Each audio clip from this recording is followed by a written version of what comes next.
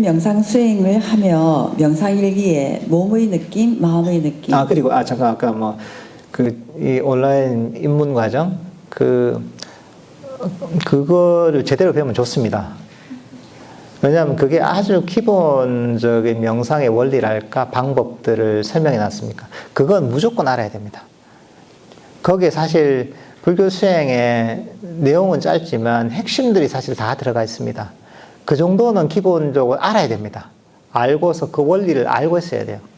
이 바탕 하에서 여기서 조금 더 살을 붙여 나가야 됩니다. 그러니까 그렇게 이제 차근차근 체계적으로 배워 나가시면서 명상의 원리, 마음의 원리를 이해하고 그리고 실천해서 체득하다 보면 그러면 이 서가모니 부처님께서 가르치신 이 명상의 길이 점점 명확해질 겁니다. 예. 100일 명상 수행을 하며 명상일기에 몸의 느낌, 마음의 느낌, 좋고 싫음 등 그때그때 변화를 기록하며 반주를 하였습니다.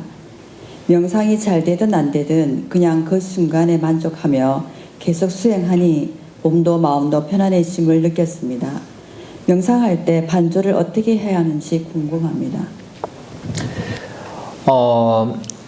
근데 우리가 명상을 하면서 너무 그냥 생각이 없어도 안 됩니다. 처음에. 그렇다고 생각이 많아도 안 됩니다. 보통 사람들은 생각이 많은 게 문제입니다. 일반적으로는. 그러니까 우리가 이 생각이 무상하다 이렇게 보잖아요. 생각이 허망한데 내게 아닌데 이렇게 보잖아요. 이런 게 일종의 반조죠, 이제. 근데 때로는 생각이 너무 많을 수가 있습니다. 내가 호흡 명상을 하면 호흡을 내가 잘하고 있나 못하고 있나 어떤 번뇌가 일어났나 온갖 생각을 다 할 때가 있단 말이죠. 그러면 내 마음이 고요하게 멈출 수가 없습니다. 생각 때문에. 생각하는 것도 습관입니다. 아까 운전 비유 드렸잖아요. 운전을 생각하면 됩니다. 고속도로 운전한다고 생각하세요. 대부분의 시간은 쭉 그냥 핸들만 잡고 있는 겁니다. 아무것도 할 필요가 없습니다. 근데 가끔은 보면 내가 차선을 바꿔서 차를 추월해야 될 때가 있습니다. 그럼 내가 핸들을 돌려서 차선을 바꿔서 차를 추월하게 되죠. 그때 내가 좀 움직이게 되는 거죠. 또 한동안 계속 그냥 있습니다. 쭉 그냥 따라가는 거죠. 그러다가 또 한 번 또 핸들을 움직이게 될 때가 있습니다. 차선을 바꾸고. 대부분의 시간은 보면 그냥 핸들만 잡고 있는 겁니다. 명상을 할 때도 그렇습니다. 대부분이 그대로 있는 겁니다. 명상할 때는.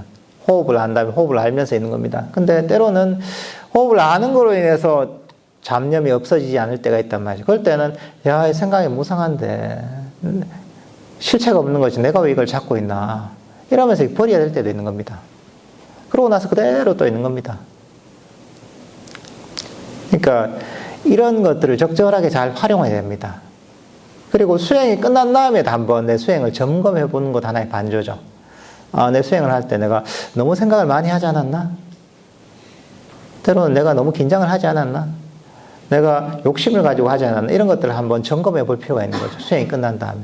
그러면서 다음에 수행할 때 그런 것들을 염두에 두면서 수행을 하는 거죠. 그렇지만 너무 생각이 많으면 안 됩니다. 보통은 지나칩니다. 생각이. 그래서 내가 한 10번 정도 생각했으면 좋다고 하면 8번 정도는 안 하는 게 좋습니다. 보통.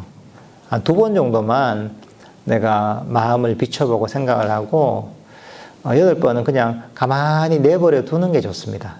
왜냐하면 보통 사람들이 너무 자주 생각하는 습관이 있거든요. 조금 가만히 내버려 둘 줄 알아야 됩니다.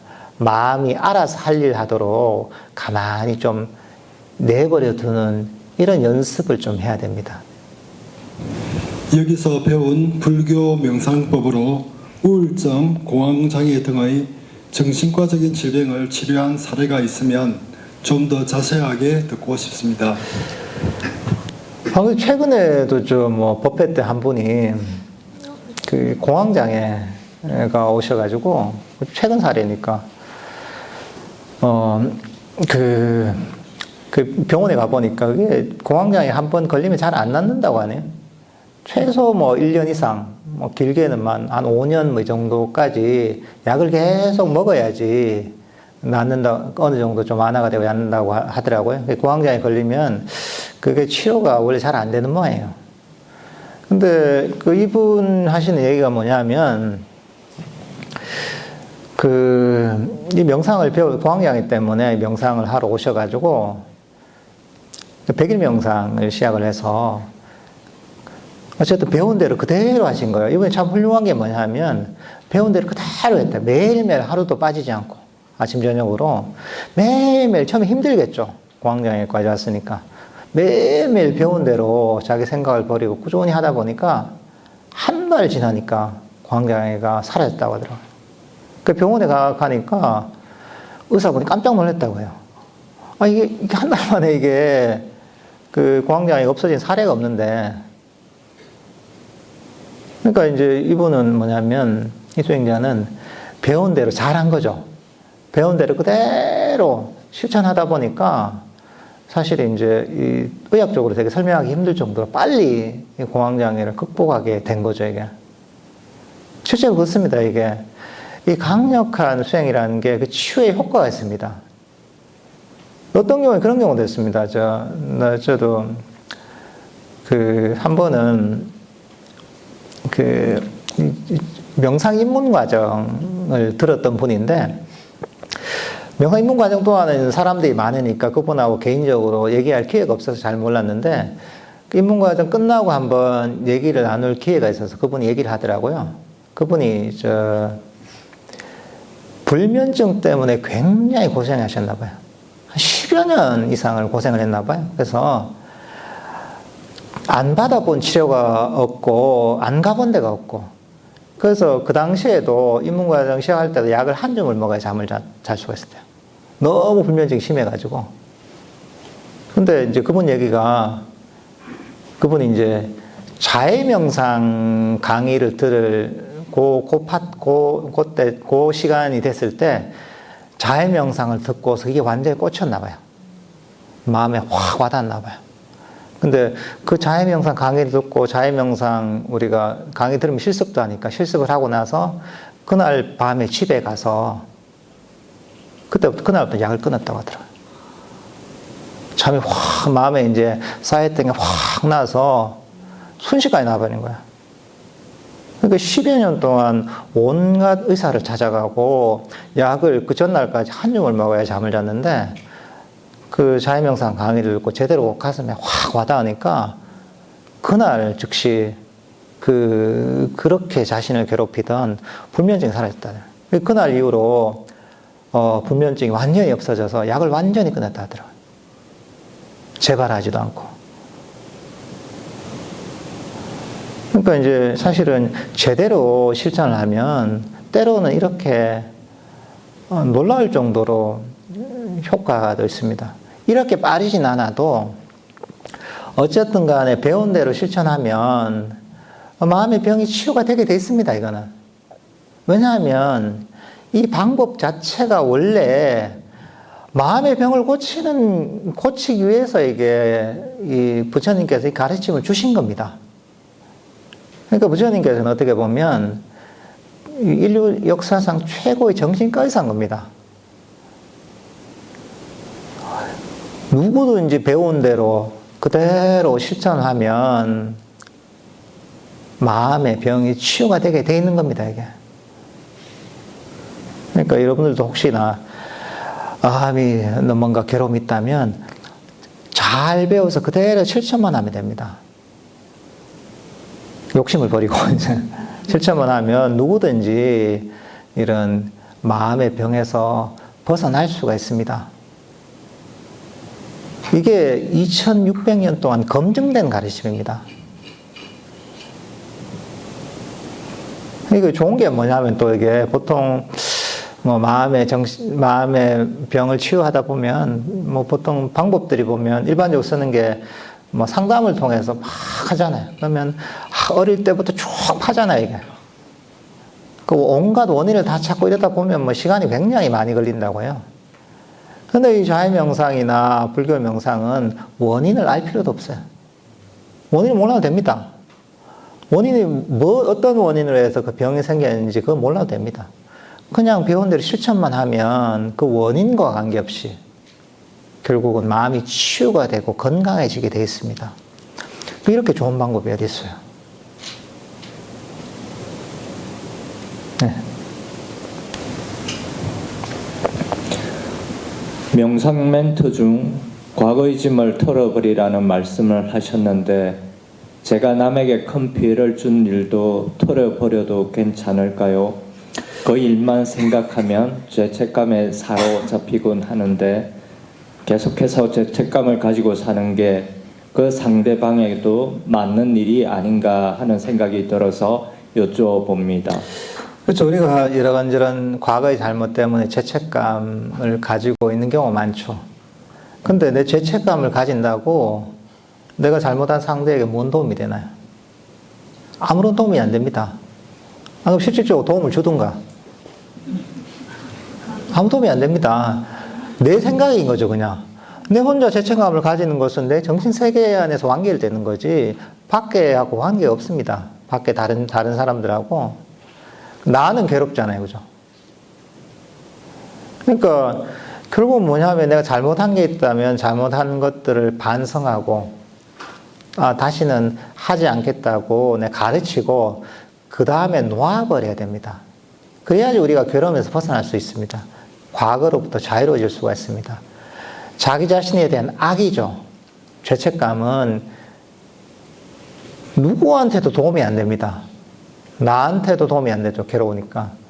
그런 마음이 주위에 전해지면은 주위 사람들도 기분이 별로 안 좋죠. 그죠? 마음이 편하지 않습니다. 누구한테도 도움이 안 됩니다. 잘못한 게 있다면 잘못을 고치고 가르치고 그러고 나서는 놓아버려야 됩니다. 이게 자애의 마음입니다. 그러니까 과거에 어떤 잘못이나 실수를 했더라도 그 잘못을 가르치고 나서는 자신을 용서하고 포용하고 있는 그대로 받아들이는 게 부처님께서 가르치신 자애 명상입니다. 중요한 게 뭐냐면 조건을 달지 않는다는 겁니다. 조건 없이 큰 잘못을 했든 작은 잘못을 했든 그 잘못을 반성하고 가르치고 나서는 조건 없이 놓아버려야 되는 겁니다. 이게 자애의 가르침입니다. 그러니까 이렇게 사실 하셔야 됩니다.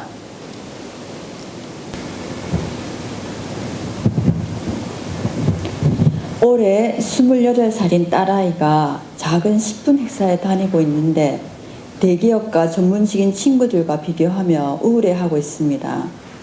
고3 시절 내내 전교 1등을 하였으나 대학교 시절 취업 준비를 하지 않은 결과인 것 같은데 딸은 매사에 신경질적이고 부정적으로 변해가고 있는 것 같아 엄마로서 안타깝고 딸 눈치만 보고 있습니다.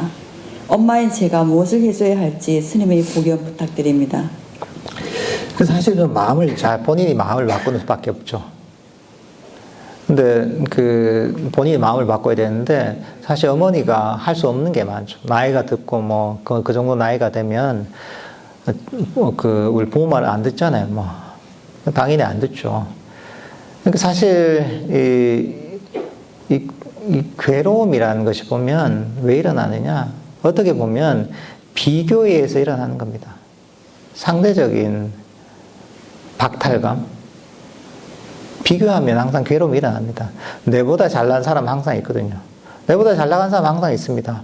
그러면 상대적으로 나는 못하니까 괴로운 거죠. 그러니까 우리나라 사람들이 사실은 스트레스로 치면 세계적으로 가장 높은 수준에 속할 겁니다. 그리고 우리나라 사람만큼 불만이 많은 사람도 없습니다. 그래서 폐일조선이라는 얘기가 아직까지 지금 유행하잖아요. 오래된 얘기지만. 그렇지만 객관적으로 보면 한 40년 전에 우리 한국하고 지금 현재 한국은 비교하기 힘들 정도로 풍요롭습니다. 다 잘 삽니다. 옛날에 비해서 얼마나 좋은 차를 끌고 다닙니까? 옛날에 비해서 얼마나 잘 먹습니까? 얼마나 많은 걸 누립니까? 비교가 안 됩니다.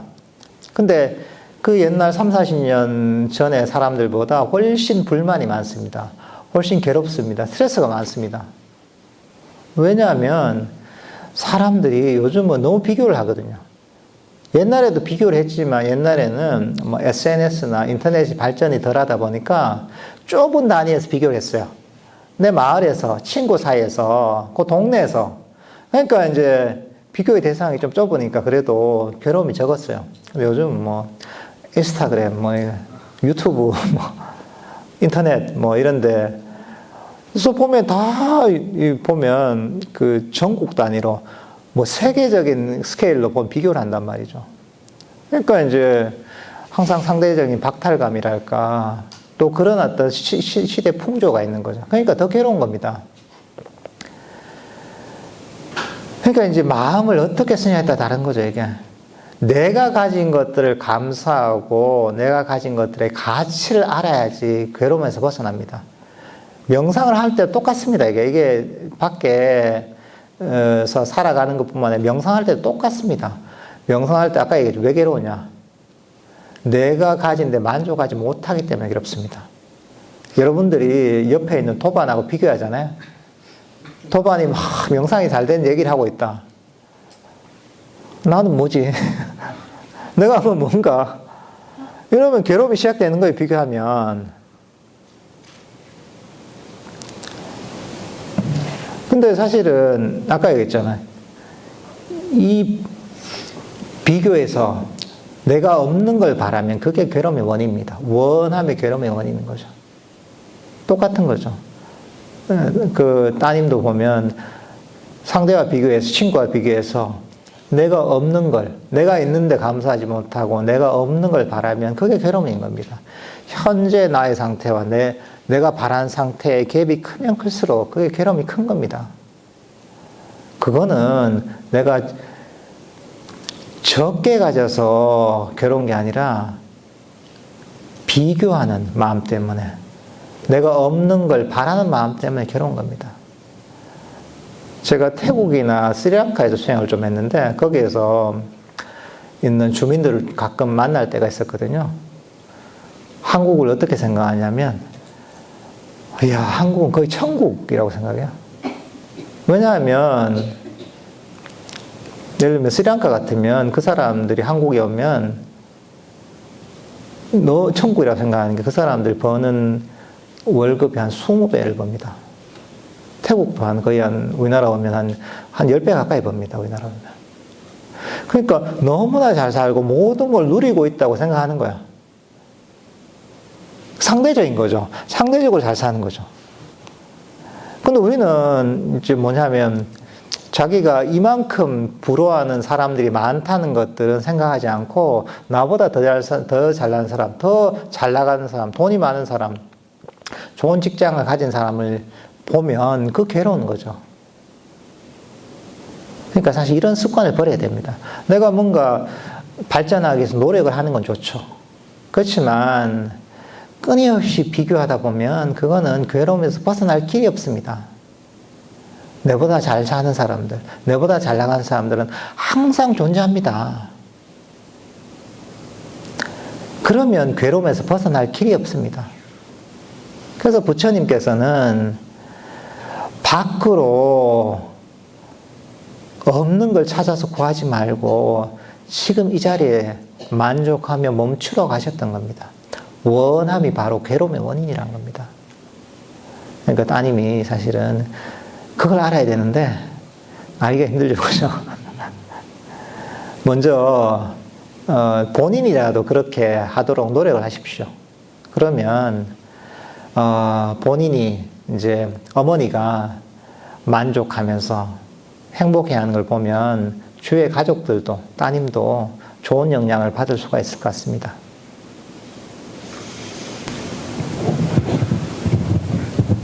슬픔, 불안, 괴로움의 감정이 올라올 때 감정에 지배당하지 않기 위해 어떻게 대처하고 수행하면 좋을까요? 일단 한 발 물러나는 게 좋습니다. 사실은 이 감정이라는 거 또는 생각들 뭐 이런 것들이 보면 한번 휩싸이면 빠져나가기 힘듭니다. 그러니까 한 발 물러나야 됩니다. 그러니까 이제 사실 이런 것들을 한번 이미지화해 봐서 생각하면 좀 좋습니다. 이런 감정이나 생각들이 내 머릿속에 TV가 하나 있다고 생각해 보세요. TV 속에서 이런저런 감정과 이런저런 생각들이 펼쳐지는 드라마가 하나 방영되고 있다고 생각해 보세요. 사실 그거나 다를 바가 없습니다. 여러분들 재미있는 드라마가 있으면 거기에 완전히 몰입이 되잖아요. 그죠? 아주 슬픈 드라마 같으면, 나도 같이 슬프고, 분노하는 장면이 나오면 나도 같이 분노합니다. 즐거울 때 나도 같이 즐거워합니다. 드라마와 하나가 되는 거죠. 근데 그 드라마에서는 우리가 쉽게 빠져나옵니다. 왜냐하면, TV가 밖에 있잖아요. 밖에 있으니, 이거 진짜가 아니구나. 확실하게 내가 인식이 된단 말이죠. 근데 내 머릿속에 일어나는 감정이나 생각에는 빠져나가기 힘듭니다. 왜냐하면 이 머릿속에 있으니까 안 보인단 말이죠. 내 것처럼 여기 있단 말이죠. 그러니까 내 상상으로 내 머릿속에서도 TV가 한 대 있다고 생각하세요. TV 속에서 때로는 슬픈 멜로 드라마가 방영되고 있고 때로는 정말 폭력적인 드라마가 방영되고 있고 때로는 막장 드라마가 방영되고 있고 이렇게 보는 거죠. 그러면 지금은 슬픈 드라마가 머릿속에 TV에서 방영되고 있구나. 지금은 아주 즐거운 드라마가 지금 방영되고 있구나. 이렇게 보는 거죠. 사실은 우리 정신에서 일어나는 거는 별 차이가 없습니다. TV를 보고서 내 감정에 몰입이 되는 거나 그러면서 내 감정이 일어난단 말이죠. 생각이 일어난단 말이죠. 그거나 내 머릿속에서 자극이 돼서 머릿속에 일어나는 건 사실은 본질적으로 다르지 않습니다. 눈에 TV가 보이느냐, 눈에 보이지 않느냐 그 차이 때문에 우리는 이런 생각이나 감정에 완전히 빠져드는 겁니다. 사실 여러분이 괴로워하고 있잖아요. 괴로워하고 있을 때 만약에 여러분이 이제 유체이탈이 돼가지고 자신을 한번 본다고 한번 생각해 보세요. 진짜 웃길 거예요. 괴롭힌 사람 아무도 없는데 혼자서 막 머리를 쥐 뜯으면서 인상을 쓰면서 괴로워한단 말이죠. 누가 고문을 하는 것도 아니고 누가 괴롭히는 것도 아닌데 혼자 괴로워한단 말이죠. 왜 괴로웠냐? 마음에서 나는 괴로운 드라마에 완전히 몰입이 돼서 그런 겁니다. 딴 이유가 없습니다. 근데 이게 드라마다라고 생각하고 빠져나오면 드라마일 뿐인 거죠. TV에서 거기서 정말 슬픈 드라마가 방영되더라도 내 슬픔하고 관계없는 겁니다. 그게 뭐라고. TV에서 막 지구가 멸망해도 그게 내하고 무슨 관계예요? 아무 관계가 없는 겁니다. 마찬가지입니다. 이 생각이라는 것도 사실은 실체가 없는 겁니다. TV에서 방영되는 드라마나 영화가 실체가 없잖아요. 그죠? 저는 끄면 그만입니다. 아무것도 없습니다. 마찬가지로 내 마음에서 일어나는 드라마도 생각을 끊어버리면 아무것도 없는 겁니다. 그러니까 이렇게 사실은 좀 감정이나 생각에 빠지려고 할 때는 내 머릿속에 TV가 한 대 들어앉아 있다라고 생각하시면서 TV를 본다 생각하시면 그 감정이나 생각에서 빨리 빠져나올 수가 있을 겁니다.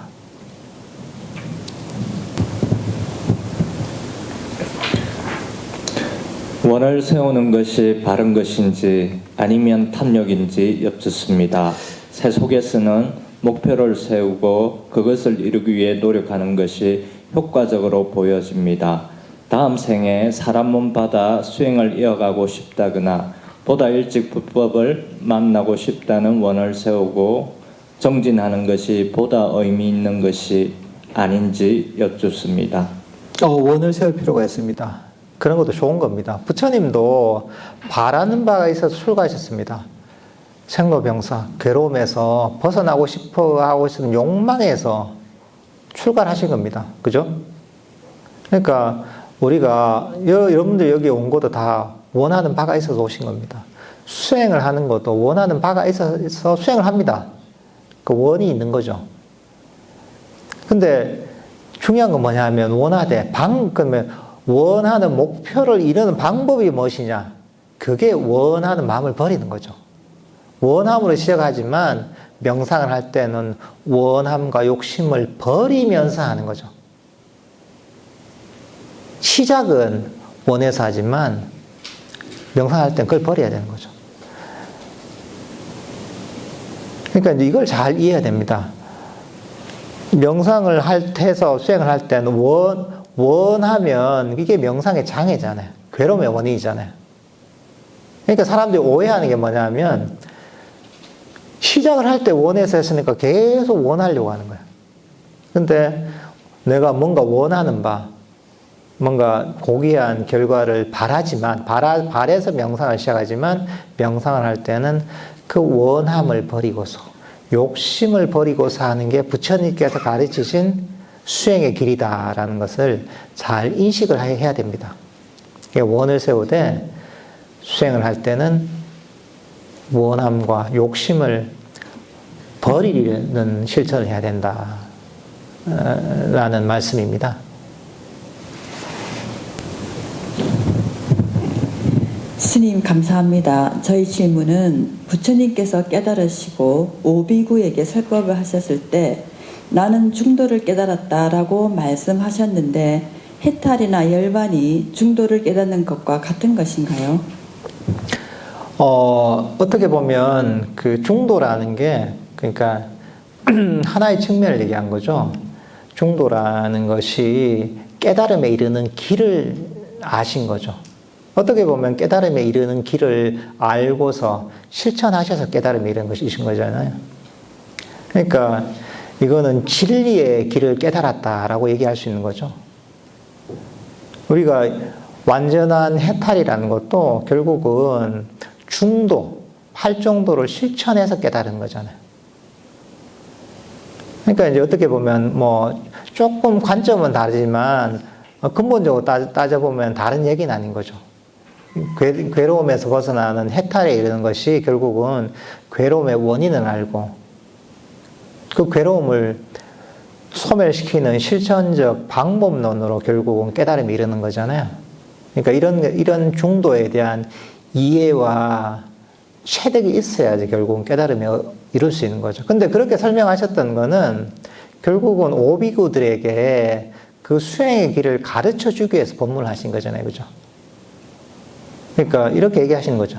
나는 괴로움에서 벗어나는 길을 정확하게 알고 그것을 체득해서 괴로움에서 벗어났다. 그대들도 이 길을 따라오면 그 중도를 실천하면 깨달음에 이룰 수 있다. 이렇게 얘기하신다고도 볼 수 있는 거죠. 두 번째 질문은 지금 하고 있는 것이 집중 명상인데요. 제가 부자들을 대상으로 하는 명상 수련의 최고 단계라고 할 수 있는 것은 어떤 형태의 것이라고 생각하시는지요? 스님께서는 어떤 계획이 있으신가요? 그건 다, 지금 어떤 순간에도 명상을 하는 건 다 좋은 거죠. 이렇게 같이 모여서 하는 것도 또 좋은 계기가 되는 것이고, 직접 개인적으로 집안에서 또는 각자 가정에서 하는 수행도 좋은 것이고, 도반들끼리 하는 것도 다 좋은 것이죠. 사실 모든 수행이 다 좋은 수행입니다. 그런데 내 상황에 따라서, 여건에 따라서, 어쨌든 간 수행할 수 있는 다양한, 그런 이 환경들에 접할 수 있으면 좋은 거죠. 선원에 가서 수행을 하기도 하고, 집중 명상을 하기도 하고, 때로는, 집안에서 경전을 보면서 정진하기도 하고, 사실 이런 것들이 모이고 모여서 결국은 내 수행이 발전하는 것이거든요. 그러니까, 다양한 방식으로 사실 수행을 하려고 노력을 해야 됩니다. 그리고 자주 법을 접하고 자주 수행을 할 수 있도록. 그래서 이게 내 삶에, 좀 자리 잡을 수 있도록 하는 게 제일 중요합니다. 그리고 계획은, 글쎄요. 집중 명상도 자주 하고, 또 뭔가, 이렇게 했으면 좋겠다 하는 또, 제안을 해주시면 저도 뭐, 좀 다른 또, 적절한 또 이런 수행할 기회를 또 만들 수도 있을 것 같습니다. 예. 네, 그럼 뭐 따로 뭐 마지막으로 뭐 질문하실 게 있으면 질문하셔도 됩니다. 뭐 없으십니까? 예, 아이고 오늘 뭐 조금 늦어졌는데 그죠? 마지막 날이다 보니까 늦게까지 질문이 이어져서 시간이 많이 늦었습니다. 그 여러분들께서 지금 뭐 명상을 하시면서 뭐 들은 내용들이 보면 때로는 뭐 나한테 본인에게 와닿는 얘기도 있고 때로는 나하고는 별 관계가 없다고 여겨지는 얘기도 있을 수가 있습니다. 그렇지만 또 한 번 들어놓으면 다 이게 기억에 남습니다. 기억에 남아서 내가 수행하면서 필요할 때 툭 튀어나옵니다, 이게. 그러니까 한번 들어놓으면 이게 다 좋습니다, 이게. 필요할 때 또 내가 들었던 내 본문의 내용이 또 내 수행을 하는데 도움이 되기도 합니다. 예. 예, 오늘 장시간 수고가 많으셨고요. 이제 오늘 황룡원에서 마지막 밤입니다. 편안하게 잘 주무시고 내일 새벽에 뵙도록 하겠습니다. 예, 성불하십시오.